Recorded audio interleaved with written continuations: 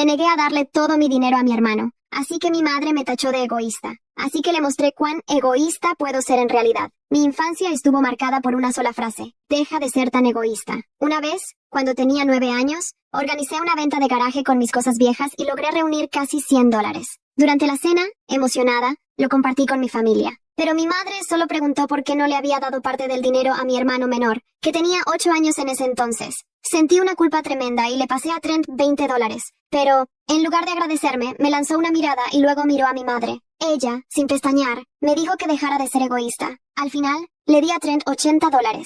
En el fondo sabía que no era justo, pero lo hice de todos modos, porque su aprobación siempre valía más para mí que mis propios sentimientos. Avancemos hasta la semana pasada, cuando cumplí 27. Por primera vez en mi vida, logré estabilidad financiera. Tengo una cuenta de ahorros bastante sólida, y un fondo de retiro, que puede no parecer gran cosa, pero para mí, que solía gastar sin control, es un logro inmenso. Y claro, no quería ser egoísta, así que en la última reunión familiar, llegué con un gran anuncio. Un compañero de trabajo, experto en Airbnb, buscaba a alguien que invirtiera en la renovación de una casa. A cambio, esa persona recibiría ingresos pasivos 10 veces mayores cada año, de por vida. Yo podría haber aprovechado la oportunidad, pero quise regalársela a Trent. En el camino, me repetía que esa era la última prueba que necesitaba para demostrar que no era egoísta. Pero, por supuesto, mis esperanzas se derrumbaron apenas llegué a la casa de mi madre. Fue Trent quien abrió la puerta. ¿Mamá te dijo que se me rompió la laptop hace unos meses? Me soltó, sin saludar. Yo me quedé en silencio, y él suspiró con fastidio.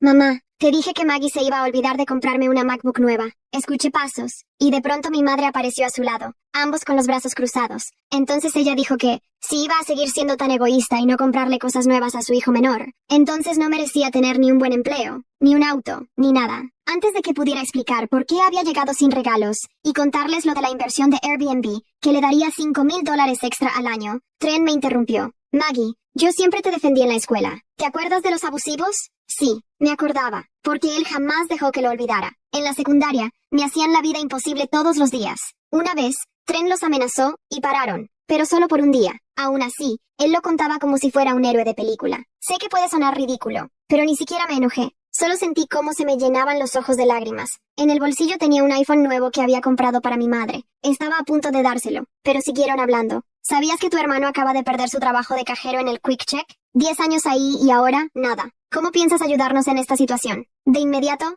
la tristeza se transformó en rabia. Observé sus caras llenas de exigencias. Nadie me había invitado a pasar. Pensé en las familias de mis amigas, en cómo recibían con abrazos a sus seres queridos. Nunca con gritos, nunca haciéndolos llorar ni tratándolos como sirvientes.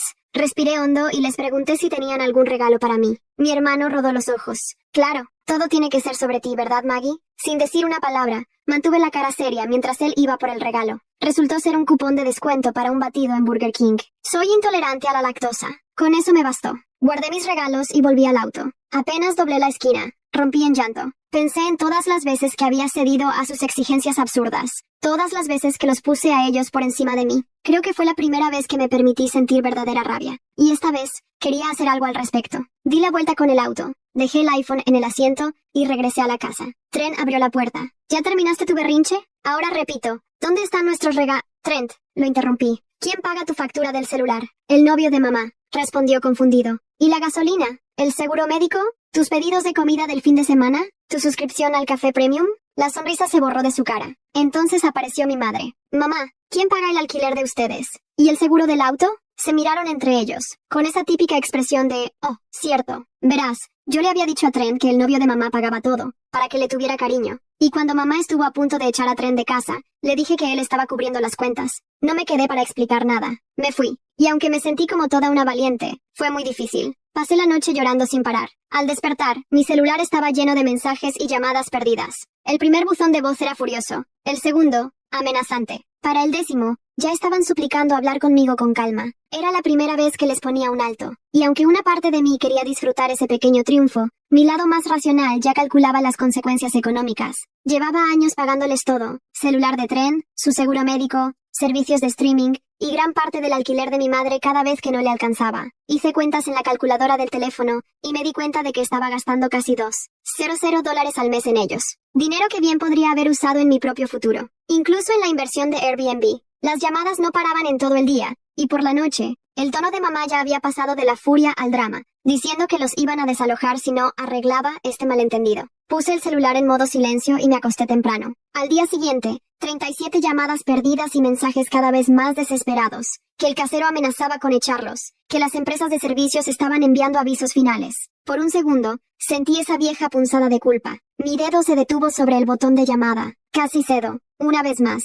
Pero entonces recordé sus rostros exigiendo regalos mientras ni siquiera me invitaron a entrar. Decidí tomarme el día libre en el trabajo para despejar la cabeza. Pasé la mañana reorganizando mis finanzas, y me di cuenta, con sorpresa, de que sin mantenerlos, podía hacer la inversión de Airbnb yo misma. Mientras revisaba números, mi compañera Jamie me llamó para ver cómo estaba, ya que casi nunca falto al trabajo. Al contarle lo que pasaba con mi familia, me invitó a almorzar. Me dijo que sonaba como alguien que necesitaba ser escuchada. Mientras comíamos unos sándwiches en la cafetería cerca de mi departamento, me encontré contándole todo a Jamie. Desde la venta de garaje cuando tenía 9 años, pasando por el acoso en la secundaria, hasta lo que había pasado en mi cumpleaños. Con cada revelación, sus ojos se abrían más y más, hasta que finalmente dejó el tenedor a un lado y dijo, Maggie, eso no es un comportamiento familiar normal. Eso es abuso financiero. Sus palabras me golpearon como si fueran un puñetazo en el estómago. Pasé el resto del almuerzo en una especie de trance, mientras Jamie me explicaba con delicadeza que lo que había vivido no eran simples actos egoístas de vez en cuando, sino un patrón sistemático de explotación que había sido normalizado para mí desde que era niña.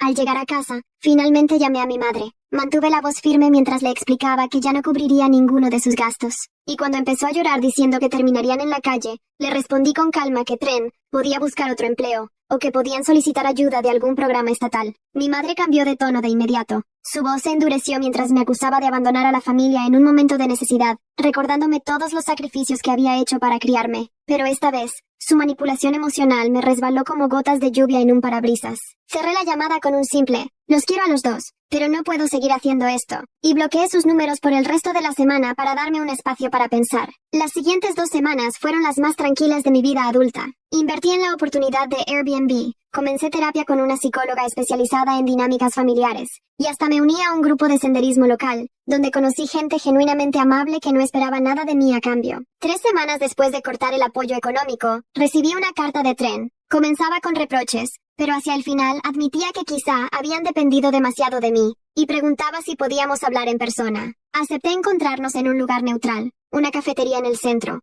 en lugar de sus casas o la mía. Llegué temprano para asegurarme una mesa en la esquina, desde donde pudiera verlos llegar. Mi madre fue la primera en llegar. Se veía visiblemente más cansada que como la recordaba, con el cabello recogido en una coleta desordenada en lugar de su peinado siempre impecable. Unos minutos después llegó Trent, vistiendo un uniforme del supermercado local. La conversación comenzó con cierta incomodidad. Mamá explicó que habían tenido que hacer varios ajustes drásticos desde que los abandoné, pero yo solo sorbía mi café, esperando que fueran al grano. Finalmente, Trent admitió que había aceptado un empleo nocturno reponiendo estanterías, y mamá empezó a cuidar niños de los vecinos para poder cubrir los gastos. Pero aún estaban atrasados con el alquiler y enfrentaban una posible orden de desalojo si no conseguían $2,000 antes de fin de semana. Los miré durante un largo rato. Recordé todos mis cumpleaños donde mis regalos eran una ocurrencia de último momento, si es que recibía algo. Todas las oportunidades que dejé pasar para pagar los caprichos de Trent. Todos los años en los que me hicieron sentir que mi valor dependía únicamente de lo que podía darles.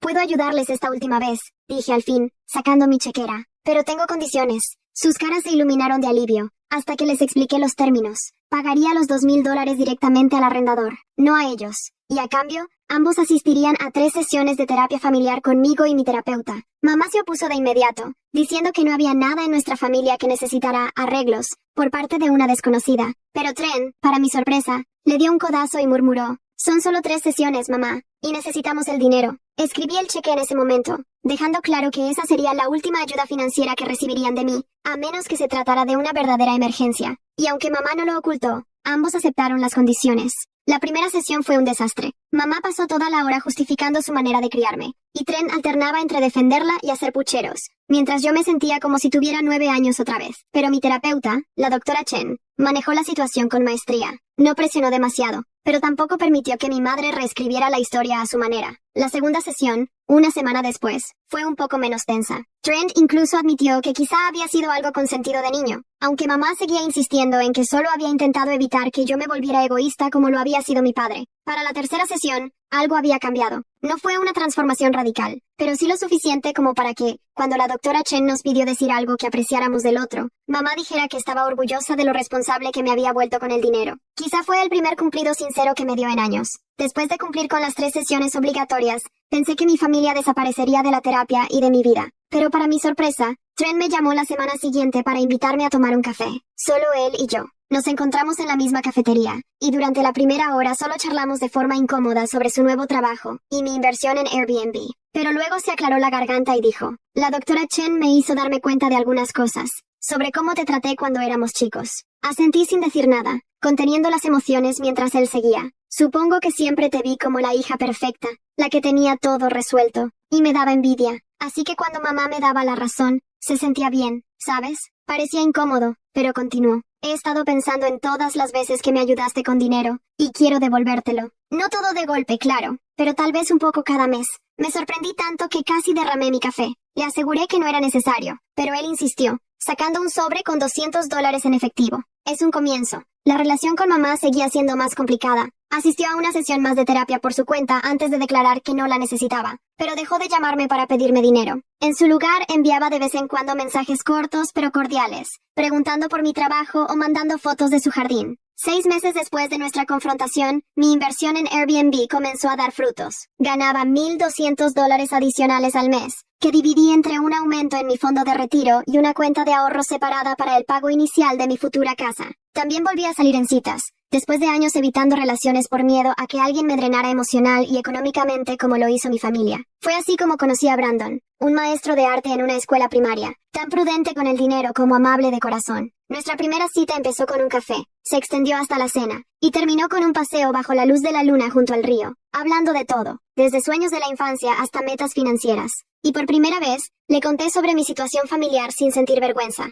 Un año después de haber comenzado nuestra relación, Brandon me propuso matrimonio durante un fin de semana de campamento. Sacó un anillo sencillo pero hermoso, después de que habíamos subido a un mirador con vistas espectaculares del valle. La planificación de la boda volvió a poner en evidencia la dinámica con mi familia. Los padres de Brandon querían colaborar generosamente con la ceremonia, mientras que mi madre solo ofrecía críticas sobre cada decisión, y Trent me preguntó si podía llevar 3 acompañantes distintos. Sentí que estaba cayendo de nuevo en viejos patrones, intentando complacer a todo el mundo, menos a mí, hasta que Brandon con toda su ternura me recordó que ese día era nuestro, no de ellos, y que debíamos planearlo a nuestra manera. Optamos por una ceremonia íntima en un jardín botánico, con apenas 50 invitados. Cuando llamé a mamá para contarle nuestra decisión, me preparé para su desaprobación, pero, para mi sorpresa, simplemente preguntó qué debía ponerse y si podía ayudar en algo. La noche anterior a la boda, durante la cena de ensayo, Trent me llamó aparte y me entregó un sobre con 15 billetes de $100. Me explicó que había estado ahorrando para devolvérmelo, y quería darme esa parte como regalo de bodas. Lo abracé, quizás por primera vez como adultos, y sentí que algo se reparaba entre nosotros, algo que ni siquiera sabía que seguía roto. El día de la boda fue perfecto en su imperfección. Mi velo se enganchó en un rosal mientras caminaba hacia el altar. El sobrino de Brandon anunció que necesitaba ir al baño justo en medio de nuestros votos, y la empresa de catering olvidó los platos vegetarianos. Pero rodeados de amor verdadero y alegría, nada de eso importó. Mi madre incluso me sorprendió dando un brindis que, aunque breve, reconocía lo orgullosa que estaba de la vida que había construido por mí misma. Brandon y yo nos adaptamos con facilidad a la vida de casados. Fusionamos nuestras finanzas y proyectos futuros de manera equilibrada y respetuosa. Y cuando un año después quedé embarazada, enfrentamos la noticia como un equipo, investigamos opciones de cuidado infantil y ajustamos el presupuesto juntos. Mi relación con mi familia siguió evolucionando, aunque lentamente. Mamá aún hacía de vez en cuando comentarios sobre mi estilo de vida lujoso cuando visitaba nuestra modesta casa de 3 habitaciones, y Trent a veces olvidaba nuestros cumpleaños o cancelaba planes a última hora. Pero los viejos patrones de explotación económica se rompieron definitivamente cuando nació nuestra hija Ellie. Recuerdo haber visto a mi madre sostener a su nieta por primera vez, con lágrimas corriendo por sus mejillas arrugadas, y sentí una mezcla de emociones. Esperanza de que mi hija nunca conociera el amor condicionado con el que yo crecí, miedo de, sin querer, repetir los patrones de mi infancia, y una firme determinación de construir un legado familiar diferente. A medida que Ellie pasó de bebé a niña pequeña, me volví muy consciente de cómo le hablaba sobre el dinero. Tenía mucho cuidado de no usar jamás la palabra egoísta, incluso cuando se negaba a compartir sus juguetes con primos o amigos. Brandon notó mi ansiedad en esas situaciones y me sugirió que leyéramos libros sobre educación financiera saludable para niños. Eso me ayudó a entender que fomentar la generosidad no tenía por qué significar renunciar al amor propio. Cuando Ellie cumplió 3 años, empezamos a darle una pequeña mesada dividida en 3 partes. Una para gastar, otra para ahorrar y una para compartir. Ella decidía cómo usar la parte para compartir, ya fuera comprando un regalo para alguien o donando al refugio de animales que tanto le gustaba visitar. Durante una cena dominical, mi madre cuestionó ese enfoque. Preguntó por qué complicábamos las cosas en lugar de enseñarles simplemente a compartir todo. Pero yo le expliqué con calma nuestra filosofía, mientras Brandon me apretaba la mano debajo de la mesa en señal de apoyo. La verdadera prueba llegó en el 5º cumpleaños de Ellie. Trent llegó sin regalo, y con algo de vergüenza explicó que lo habían despedido otra vez, y no podía permitirse comprarle nada. La antigua Maggie le habría dado dinero más tarde, o habría fingido que su presencia era suficiente como obsequio. Pero esta vez, le sugerí que le regalara tiempo a Ellie. Tal vez llevarla al parque el próximo fin de semana, o enseñarle a pescar en el lago cerca de su departamento. Trent se sorprendió, pero aceptó, y esa salida se convirtió en una tradición mensual que benefició a ambos mucho más que cualquier juguete. Con el paso del tiempo, nuestra familia creció con la llegada de unos gemelos 2 años después. Fue entonces cuando Brandon recibió una oferta para dirigir el departamento de arte en una prestigiosa escuela privada al otro lado del estado. Una gran promoción, con mejor salario y beneficios, pero que implicaba mudarnos lejos de mi familia. 10 años atrás, habría rechazado la oportunidad sin pensarlo, convencida de que mi obligación hacia mamá y Trent tenía más peso que cualquier otra cosa. Pero ahora, por primera vez, me sentía libre de sopesar los pros y los contras sin esa culpa asfixiante. Le conté a mamá sobre la posible mudanza durante un almuerzo. Esperaba resistencia o manipulación emocional, pero me sorprendió con preguntas sensatas sobre las escuelas de la nueva zona y si el costo de vida sería más bajo. Hacia el final de la conversación, se le humedecieron los ojos y admitió que extrañaría ver a los nietos con regularidad, pero luego propuso visitarnos durante las vacaciones escolares y hacer videollamadas semanales. La mudanza resultó ser justo lo que nuestra familia necesitaba. Brandon prosperó en su nuevo cargo. Yo encontré un trabajo de medio tiempo como contadora, que me permitía tener flexibilidad con los niños. Compramos una casa con una habitación extra destinada exclusivamente a las visitas familiares. Mamá venía una semana cada verano, y aunque sus visitas no siempre eran fáciles, seguía opinando sobre todo, desde cómo cargaba el lavavajillas hasta qué actividades extracurriculares debían hacer los niños. La distancia física había creado límites emocionales que hicieron nuestra relación mucho más saludable. La vida de Trent dio un giro inesperado cuando conoció a Vanessa, una mujer práctica y decidida, dueña de una exitosa empresa de jardinería. Necesitaba un encargado de operaciones, y Trent encajó. Lo que empezó como una relación profesional se transformó en algo más. Lo observé con una mezcla de asombro y alegría, convertirse en alguien que trabajaba duro y se sentía orgulloso de sus logros. Cuando se comprometieron, apenas 6 meses después, Trent me llamó para pedirme que fuera su persona de honor en la boda. Dijo que yo era la única que siempre había estado ahí para él, incluso cuando no lo merecía.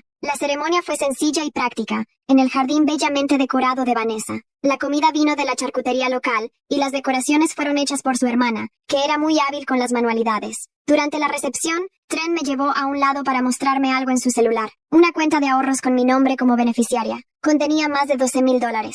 Me explicó que era el monto total que había calculado que yo había gastado en apoyarlo durante los años, con intereses incluidos. Intenté rechazarlo, diciéndole que no era necesario, pero él insistió en que completar ese reembolso era algo fundamental para su propio crecimiento. Vanessa me ayudó a entender, me dijo, que no puedo comenzar de verdad una nueva vida con ella hasta que haya saldado las deudas del pasado.